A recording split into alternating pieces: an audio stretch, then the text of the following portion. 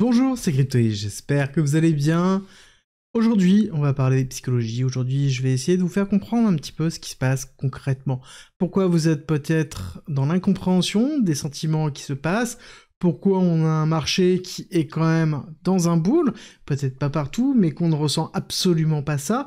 Pourquoi on a un Bitcoin qui possède toute la liquidité, et nous, à côté, on a les altcoins qui sont vraiment dans une phase qui peut être catastrophique. Pourquoi c'est quelque chose qui revient tout le temps dans les cycles, et ça c'est pas que en crypto, c'est d'ordre général, ça fait partie de la psychologie de l'investissement, et ça va être vraiment le cœur de cette vidéo, parler de la psychologie d'investissement pour bien comprendre les types de manipulations psychologiques qui sont liées à la volatilité du cours des crypto-monnaies, mais qui exacerbent en fait tout simplement l'investissement en général. C'est quelque chose qu'on retrouverait dans l'investissement classique, et qu'on ressent puissance x10, x100 en crypto, avec quand même une démarche qu'on retrouve grandement illustrée par Coin, qui est, une fois que j'y serai arrivé, ma vraie vie commencera. Et cette représentation-là, d'une dernière chance, d'une chance de l'escalier, de l'escape, de la porte nécessaire pour pouvoir passer dans autre chose, arrêter son job, quitter, passer à autre chose, bref, toute cette imagerie-là qu'on retrouve principalement dans le monde des crypto-monnaies, et oui, parce que c'est une réalité, les cryptos permettent de faire beaucoup de choses, mais est-ce que c'est si simple que ça? Bah non, il y a plein de choses qui se passent, il y a la peur, il y a la cupidité, je pense que c'est le pire, le fait de se dire qu'on va vouloir prendre des profits, mais qu'on oublie de prendre des profits, ou en tout cas qu'on ne veut pas parce que ça pourrait faire x10, et que peut-être à des moments où on s'était dit qu'on allait prendre des profits, on ne l'a pas fait, et on regrette, et ce regret fait que on s'auto-flagelle dans un retracement profond, et on oublie même pourquoi on est arrivé, pourquoi on veut prendre des profits, pourquoi on est là, présent, et on veut juste que ça s'arrête, on veut juste retourner à son point de break-even, d'équilibre, là où on n'a pas perdu d'argent, ou là où on était, où on aurait dû prendre des profits pour prendre des profits. Et ça, c'est quelque chose qui est normal dans un cycle d'investissement. Et surtout, dans les crypto-monnaies, justement, le but, c'est que je vous explique cette partie-là. Il faut comprendre que vous n'êtes pas le seul, que c'est une majorité des investisseurs, même ceux qui ont vécu déjà un cycle, peut-être deux, ont l'habitude de ressentir ça, et peut-être aujourd'hui le ressentent encore, peut-être moins, mais on le ressent encore quoi qu'il arrive, parce que c'est quelque chose qui est vraiment classique, et qui se structure vraiment dans la typologie d'investissement autour de la crypto-monnaie, parce que c'est volatile, parce que c'est exacerbé, parce qu'on a des sentiments qui sont de plus en plus forts, et on a toujours tendance à parler de ce graphique-là, qui est la représentation d'un cycle, hein, qui n'est pas lié à la crypto en général, mais plus sur la notion d'investissement des marchés traditionnels, et on voit qu'on est quand même vachement corrélé à ça dans notre psychologie, et on a même tendance à dire que les graphiques, la représentation des chandeliers japonais, qui sont la représentation de ces chandeliers-là que l'on retrouve très souvent, sont la transposition de l'angoisse, de la cupidité, de la peur des gens sur le marché, et oui, certainement des algorithmes, mais pas que, et que c'est une transposition physique, statistique, de ce que les gens font et ressentent, et vous allez voir que c'est un peu logique et que ça va caler exactement avec ce que vous ressentez.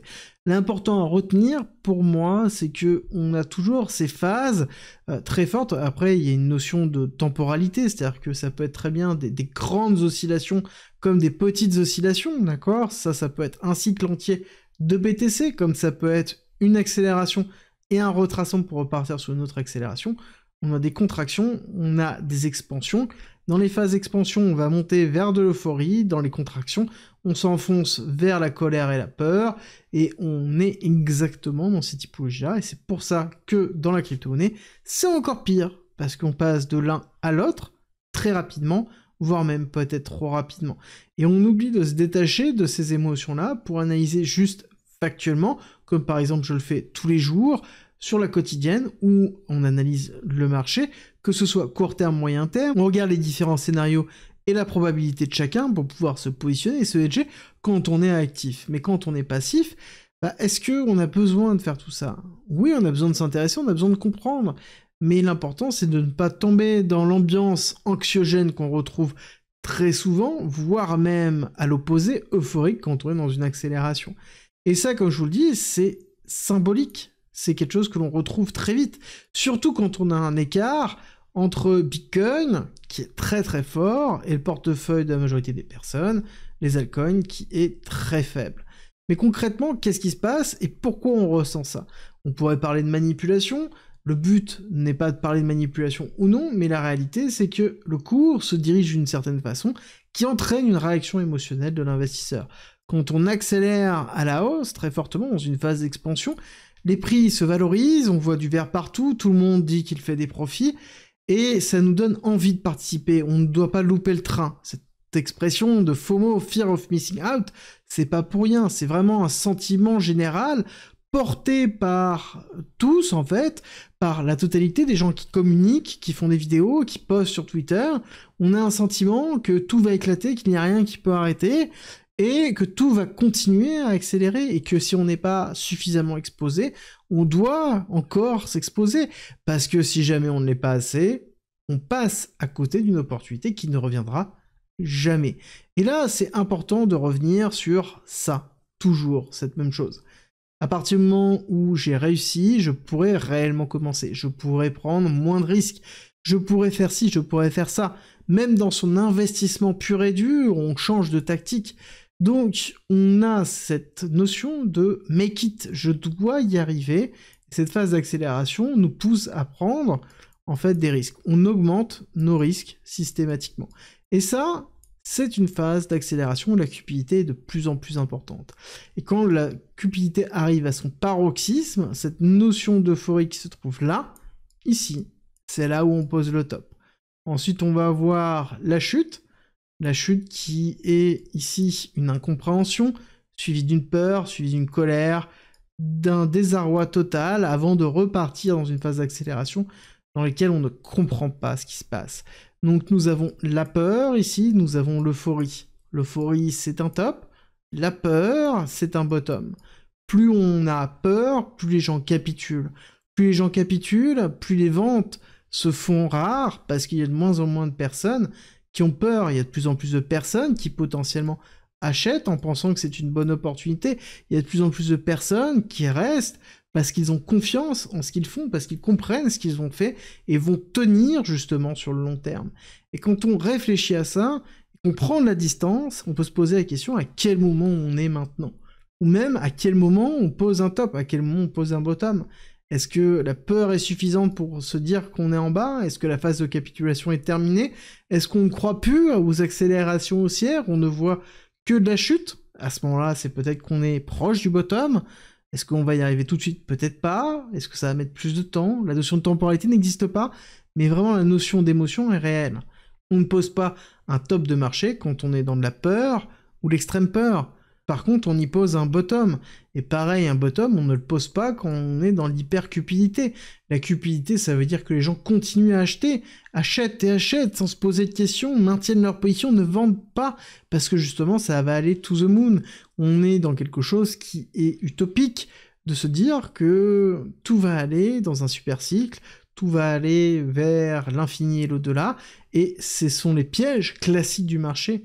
On nous fait acheter près du top, on nous fait vendre près du bottom. Et ça, ne pensez pas que ça arrive à ceux qui n'ont pas l'habitude. Non, c'est juste un jeu émotionnel. Si je reprends juste cette courbe-là pour bien comprendre ce jeu émotionnel, et c'est là où la notion vraiment de marché pur manipulé est vraiment très compliquée, c'est-à-dire que dans cette partie-là, on a beaucoup de personnes qui rentrent dans le FOMO, sans compréhension, ne comprennent pas ce qui passe, n'ont pas de gestion de risque, et ici vont certainement lâcher leur position pour se retrouver ici, plus bas, où ceux qui vont tenir vont maintenir jusqu'à un moment où ça devient immaintenable, parce que c'est trop compliqué, parce qu'il n'y a pas eu de gestion de risque, parce qu'il y a eu trop d'exposition, parce qu'il y a trop d'importance dans les placements qui ont été effectués, et les personnes se libèrent de ce poids-là, parce que c'est une véritable libération, c'est quelque chose qui est insupportable. On regarde tous les jours, tous les instants son portefeuille, dès qu'il y a une chute, ça fait mal, on n'a plus d'argent, on ne peut plus réinjecter, on ne peut plus racheter, on devient passif sur un marché qui, lui, est actif à vous mettre des claques, à vous faire mal, parce que c'est ce que vous ressentez physiquement, et c'est quelque chose qui est très dur à vivre. Et c'est pour ça que beaucoup échouent là-dedans, parce qu'il n'y a pas de plan, il n'y a pas de gestion de risque, parce que généralement on agit à l'émotion et pas au factuel, et à partir du moment où on a compris que plus la peur augmente, plus le bottom se rapproche, plus ça commence à être intéressant de renforcer des positions ou d'acheter. Mais pour ça, il faut être capable d'être patient, d'accepter ici la peur de missing out, la peur de ne pas être dans le train, la peur qu'en effet on puisse continuer à aller plus bas, la capacité à pouvoir absorber des baisses sur des baisses sur des baisses, parce qu'on sait très bien que la baisse finale sera la baisse où même nous, on aura des doutes. Et ce sont ces moments-là où on peut se poser des bonnes questions. Est-ce que le top a été posé? Oui. À ce moment-là, est-ce qu'on est dans de l'euphorie ou est-ce qu'on est dans de la peur? Et c'est toujours ces questions-là qui vont, j'espère, vous aider à pouvoir comprendre ce qui est en train de se passer. Et si vous voulez aller plus loin, je vous rappelle que vous avez accès gratuitement à une communauté d'investisseurs privés, dans laquelle vous allez retrouver de la formation, vous allez retrouver des lives, notamment un que je vais faire avec Ledger sur la sécurisation des cryptos. Mais l'idée, c'est justement de vous faire comprendre que tout est une question de manipulation de l'émotion humaine. Et que l'émotion humaine, c'est elle qui va faire si oui ou non on a tendance à surréagir à un marché. Et c'est pour ça que des fois, il vaut mieux ne pas être seul, mais ne pas être seul dans des communautés qui sont justement habituées à ce type de phénomène-là. Et là-dessus, on peut rentrer dans des réflexions qui sont beaucoup plus longues. C'est est-ce qu'on n'a pas des manipulations de marché beaucoup plus conséquentes? On parle beaucoup de whales, de baleines, de géants, d'institutionnels qui manipulent le marché. Alors, clairement, pour avoir fait longtemps du trading dans le Forex, clairement, on sait qu'il y a de la manipulation sur ce type de marché, de par la taille des montants qui sont à passer, par exemple, comme des géants comme BlackRock. Est-ce que c'est le cas dans la crypto-monnaie? Peut-être, oui. Mais ce qui est clair et certain, c'est qu'à un moment donné, il y a des acteurs qui pèsent beaucoup plus lourd, et eux ne sont pas sujets à l'émotion, eux ils sont sujets à du factuel, à de la statistique, et c'est ce qui fait qu'ils sont capables de pouvoir agir au bon moment, et que nous, parfois, c'est beaucoup plus compliqué, et il faut être capable de pouvoir encaisser les coups, apprendre de ses erreurs pour ne plus les refaire, et pouvoir grandir rapidement.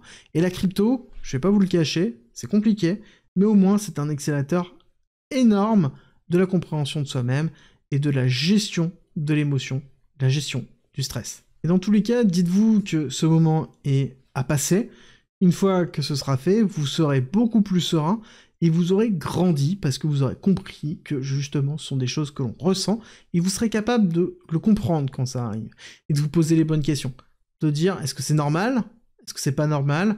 Est-ce que c'est quelque chose que j'ai déjà ressenti? Qu'est-ce qui s'est passé quand j'ai ressenti ça?